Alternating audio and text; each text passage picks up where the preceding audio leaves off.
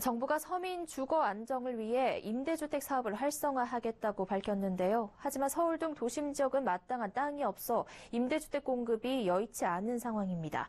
여기에 대한 대안으로 전국에 문을 닫은 병원과 주유소 등을 임대주택으로 공급하는 방안을 검토할 필요가 있다는 목소리가 나오고 있습니다.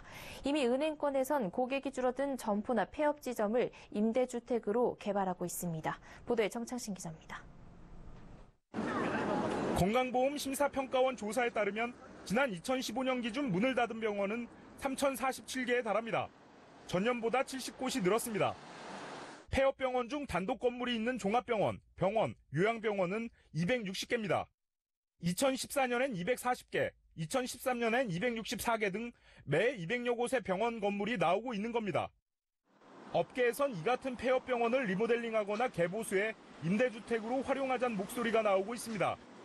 종합병원의 경우 병상 100개 이상, 일반 병원은 병상 30개 이상으로 임대주택을 신축하는 것보다 비용이 저렴하기 때문입니다. 여기에 임대주택을 새로 지을 땅이 없는 서울 등 지역의 경우 폐업한 주유소 부지를 활용하는 것도 좋은 방법이란 얘기도 나오고 있습니다.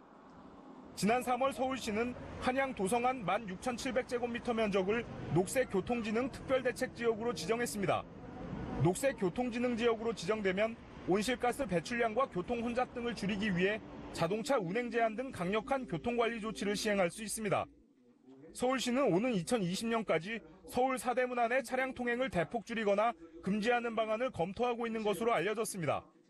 이렇게 되면 사대문 안에 있는 주유소들은 문을 닫을 수밖에 없는 상황입니다. 한국주유소협회 조사에 따르면 지난해 휴폐업 주유소 수는 763개입니다.